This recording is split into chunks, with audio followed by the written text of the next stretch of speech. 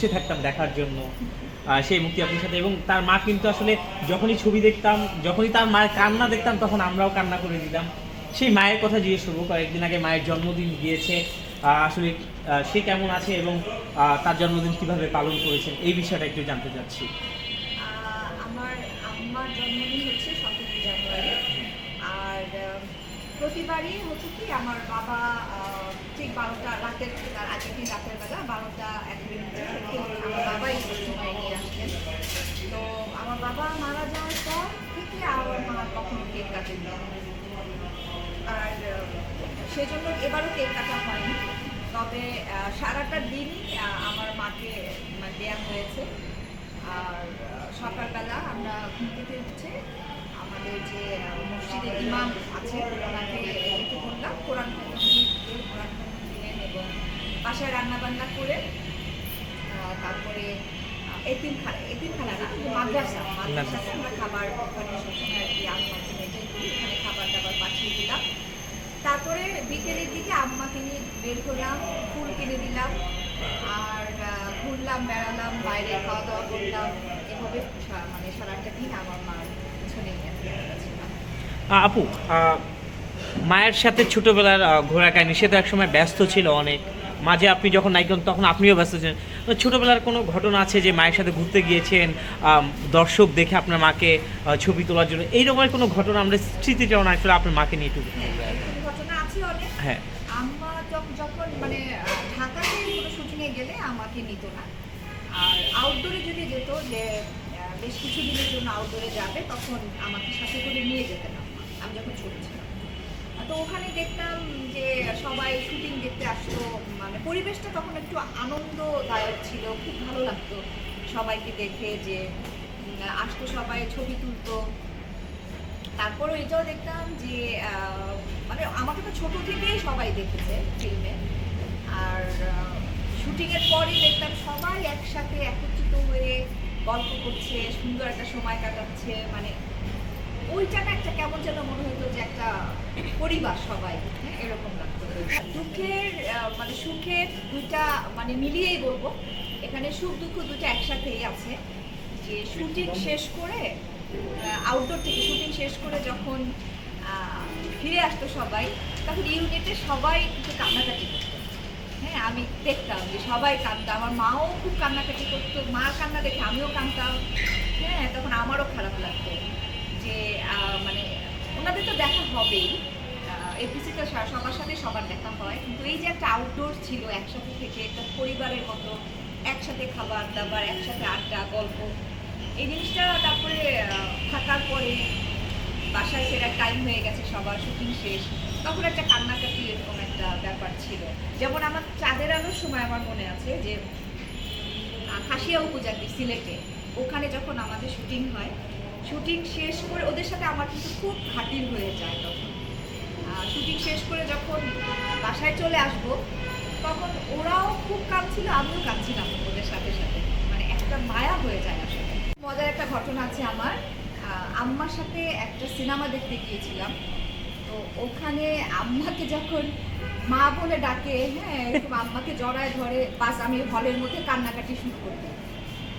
এত কান্না স্টার্ট করে যে আমি নিজেও সিনেমাটা দেখিনি এবং আম্মাকেও দেখতে দেই। বাসায় চলে আসি এবং বলি যে কেন তোমাকে মা বলে ডাকবে সে, আমি তোমার মেয়ে, ওরা কেন ডাকবে, এরকম। পরে আম্মা আমাকে বুঝাইলো, তারপর থেকে আমাকে শুটিংয়ে নিয়ে যেত আউটডোরে। তখন আস্তে আস্তে বুঝতে পারছি আসলে কিন্তু অভিনয়, তেমন কিছু না। আমি নায়িকা হবার পেছনে আসলে আমি তো ভিকারুন্নিসা স্টুডেন্ট ছিলাম। তো তখন তো বেশ ছোট। তো আমার ক্লাসমেট যারা ছিল, তারা না সবসময় আমাকে বলতো যে এই তোর মার সিনেমা দেখি, হ্যাঁ, টিভিতে কত ভালো লাগে। তারপরে আমার আব্বু অনেক ভক্ত তোর মার, তুই কেন সিনেমা করিস না, চল না একটা কর না আমরা সবাই মিলে দেখি। ওই যে একটা মাথায় ঢুকলো যে আচ্ছা ঠিক আছে, কিন্তু অত তাড়াতাড়ি যে আমি চলে আসবো ফিল্মে, সেটা আমি বুঝি নাই। পদ্মা নদীর মাঝে দিয়েই তো আমার শুরু, ওইটাই কিন্তু আমার প্রথম ছবি। চাঁদের আলোটা আগে রিলিজ হয়েছে। না, স্বাভাবিক, আগে এটা ছিল কি সামাজিক ছবি যেগুলো ছিল আর কি, সেগুলোতে ফ্যামিলি নিয়ে দেখার মতো ছবিগুলো ছিল। সেখানে বাবা মা ভাই বোন অনেক ক্যারেক্টার। তো এখন হয়তো বা জানি না আমি আসলে কেন ক্যারেক্টারগুলো আস্তে আস্তে কমে গেছে। এখন বেশি মানে সন্ত্রাসী, অতিরিক্ত অনেক গ্যাং, এইটা সেইটা অনেক এগুলোই বেশি দেখানো হয়। সামাজিক ছবিগুলো কিন্তু এখন খুব একটা হয় না। আমার মনে হয় এগুলো হওয়া উচিত। মানে একটা আমি আমার পরিবার নিয়ে দেখতে পারবো একটা মুভি তো হওয়া উচিত, যেটা শিক্ষণীয়, শিখতে পারবো। এই ধরনের মুভি দেখা উচিত, আসলে করা উচিত। আমার মার এইরকম জন্মদিন যেন আর হাজার হাজার বছর যেন হয়। হাজার হাজার বছর তো হয় না, তবে একটা সন্তান হিসাবে দোয়া মায়ের জন্য যে আমার মাকে মানে হারাবো বা হারিয়ে ফেলবো, এটা আসলে কখনো কল্পনাও করতে পারি না, আর কখনো তা আসেও। তো সবসময় চাই যে আমার মা পাশে থাকুক। আমার বাবাকেও সবসময় আমি চেয়েছিলাম পাশে থাকুক, কিন্তু সব আল্লাহর উপর তো আর কিছু করার নেই। আল্লাহ যেটা চান সেটাই আমাকে মেনে নিতে হয়। বাবা নাই, বাবা চলে গেছে, এখন লাস্ট আমার একটা মা প্রশ্ন আছে ভাই, আমার পাশে। লাস্ট। তো আপনাদের কাছে, দর্শকদের কাছে একটাই অনুরোধ করব যে সবসময় আমার মার জন্য দোয়া করবেন। আল্লাহ যেন আলহামদুলিল্লাহ আমার মা এখন অনেক ভালো আছেন, আগের চাইতে অনেক। আসলে সিনেমার মানে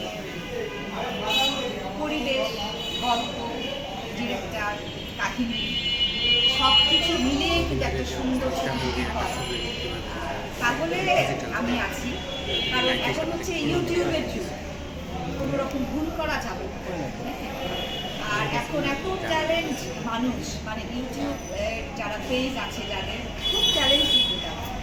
হ্যাঁ, তারা কিন্তু খুঁটিনাটি অনেক কিছু করে ফেলে, যেটা সত্যি আমরাও কত করতে পারি না, তারা কিন্তু ঠিকই করে ফেলে। তো আমি এমন কিছু করতে চাই না যেটার জন্য যে মান সম্মানটা নিয়ে আছি সেই মান সম্মানটা নষ্ট হবে। আমি যদি করি ভালো ছবি করবো। আর আমি এটাও বলি যে আমি এমন কিছু করতে চাই না যে আমার জন্য আমার বাবা মার সম্মানটাও। হ্যাঁ, এখন অনেক ছেলে মেয়ে আসছে, তো ওদেরকেও আসলে সুযোগ দেওয়া উচিত। ভালো ছবি ওরা করুক, হ্যাঁ ওদেরকেও ভালো ছবি আসলে করতে। আর এখন অনেকে আছে যে ফেসবুকে দেখা যায় যে নায়িকা, মডেল, হাবি জাবি অনেক কিছু দিয়ে ওদের আইডি দেখা যায়। এইটা নিয়ে একটা প্রশ্ন করি। নায়িকা বা মডেল কিনা আমার ঠিক জানা নেই, কারণ অনেক সময় এরকম অনেক নায়িকা আছে যাদেরকে আমি কোনো প্রোগ্রামে দেখা হয়, যদি জিজ্ঞেস করি বা আমার সাথে যদি পরিচিত হতে আসে, তখন হয়তো বলে যে 10টা ছবির নায়িকা, 15টা ছবির নায়িকা, অথচ আমি জিজ্ঞেস করি এটা কে। তো এরকম অনেক আইডি আছে যে আসলে এরা কি সত্যিকারের নায়িকা বা মডেল, নাকি নিজেদেরকে এভাবে তুলে ধরে, আমি আসলে এটা জানি না। তবে যারাই আসুক, আমি চাই ভালো ছেলে মেয়ে আসুক, ভালো কাজ করুক, এটাই চাই।